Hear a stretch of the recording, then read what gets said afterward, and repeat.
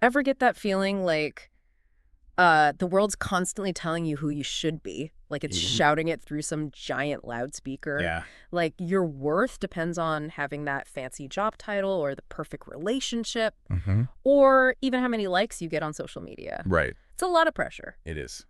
So today, we're going to dive deep into this whole identity thing. Okay. Figuring out who you are amidst all that noise. Yeah. And we're going to be looking at an episode you shared from a Christian podcast called The Sun Inside. Okay. It's called Discovering Your True Identity. Embrace who God says you are. Sounds interesting. Now, before you think we're about to get all preachy, just hold on a sec. Okay.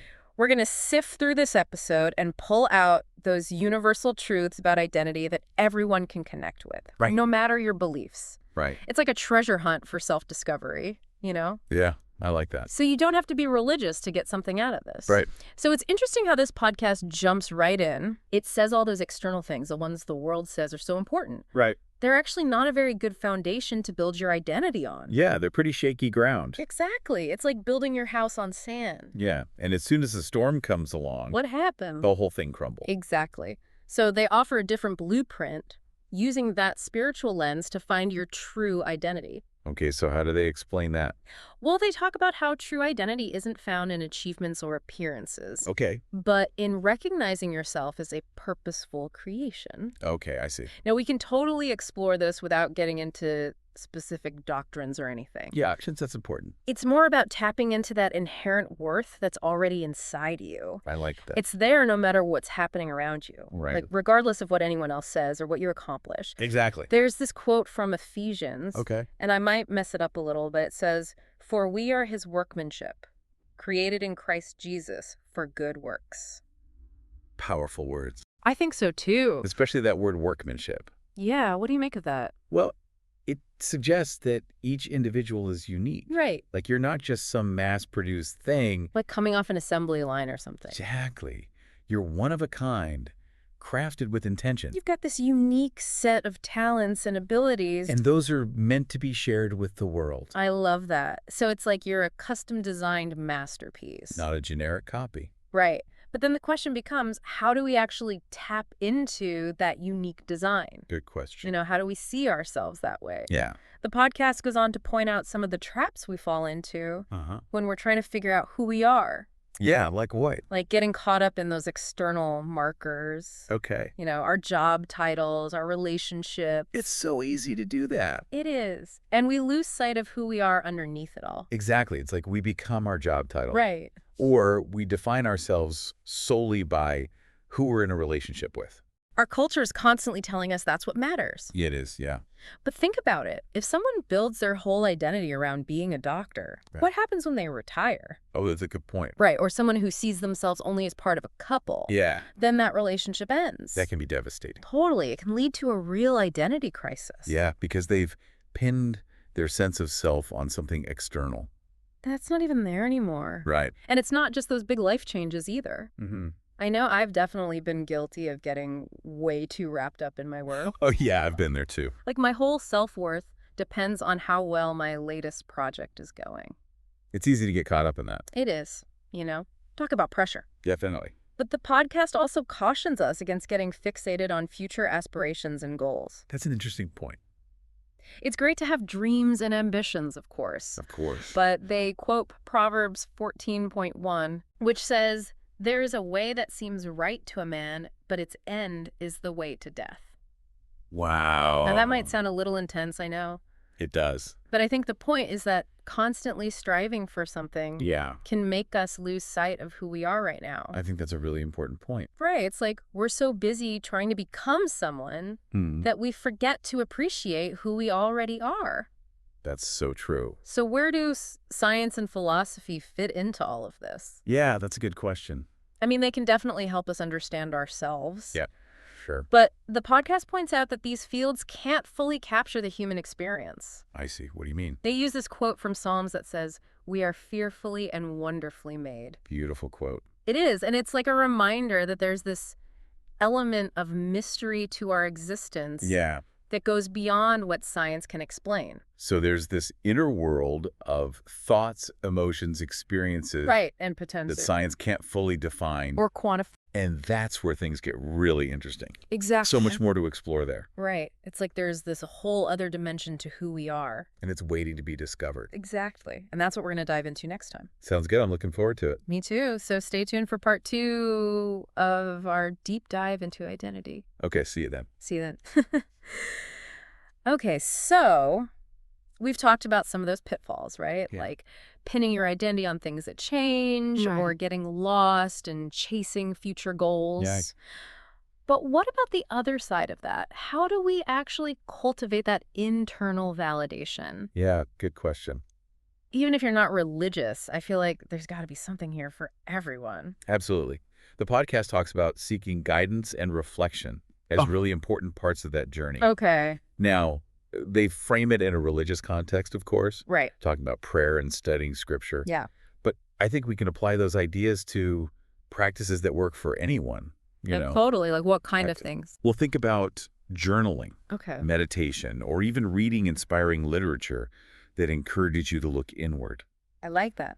It's all about creating that space to connect with that inner voice Mm-hmm. and explore who you are at your core. It's like hitting pause on all the noise of the world Exactly. and giving yourself permission to just be. Yeah, to be present with yourself. Right. And maybe through that process, you start to uncover those values, Oh, yeah. beliefs that really resonate with you, Yeah. the things that make you feel authentically you. It's about defining yourself on your own terms, not letting the world dictate who you should be. Right. And that leads to another big point they make. Okay, what's that? The idea of surrounding yourself with a supportive community. Yeah. They talk about the importance of that in a faith journey, Right. but again, we can totally apply that more broadly. It's about those relationships that nourish your soul, Exactly. whether it's family, close friends, or Mhm. even like a community group. Right. People who share your interests. Exactly. People who get you. It's fascinating because this actually aligns with psychology research. Oh, really? Yeah, there's a lot of evidence that shows how important social connections are for our well-being. It makes sense. We're social creatures. We are. We need that sense of belonging. And support, right? Yeah, we need those people who cheer us on. Remind us of our strengths when we're doubting ourselves. Absolutely. And speaking of strengths, the podcast also encourages appreciating our unique design. Oh, yeah. They talk about how God created each person with specific gifts and talents. Right. And even our struggles. What about those? They can be seen as opportunities for growth and learning. I see. So even the tough stuff can have a purpose. So if we kind of strip away the religious language there, Mm-hmm. there's a powerful message about embracing individuality. I think so, yeah. It's about recognizing your strengths, celebrating your quirks, Mhm. and viewing challenges as stepping stones, Yeah, not as setback. but as part of the journey. Exactly. But how does this all connect back to the listener? That's the key question, right? Like, how can these ideas actually help someone in their own life? Well, at the end of the day, it's Yeah. not about abstract concepts. Right. It's about living a more fulfilling life, Mm-hmm. a more authentic life. Right. And I think it starts with shifting away from that need for external validation. Yeah, that constant need for approval from others. Exactly. And tapping into that inner wellspring of worthiness. A purpose. It's like realizing that you don't need someone else to give you a thumbs up to feel good about yourself. Yeah, it's about finding that confidence from within. And I think that's where exploring different perspectives can be so valuable. Even ones that might not seem relevant at first. Exactly. It's like holding up a mirror to your soul I like that. and asking, who am I really? That's a powerful question. And maybe even more importantly, who do I want to become? Because identity isn't static, is it? No, it's a journey. It's a process of growth and evolution. And you get to be the author of your own story. That's a great way to put it. You have the power to define yourself, Yeah. to shape your own narrative. To embrace the unique individual that you are. Exactly. And speaking of embracing your uniqueness, so the podcast ends with this powerful image. Okay. They talk about seeing yourself as God's masterpiece. Interesting. Now, whether or not that specific wording resonates with you, Yeah. what if we just play with the idea for a second? Okay. What if you were to view yourself as a masterpiece? I like that. If you were to step back and admire yourself? Like a work of art. Yeah, exactly. What aspects of your personality, your skills, your experiences, Hmm. what would all those things be in that masterpiece? What makes you, you?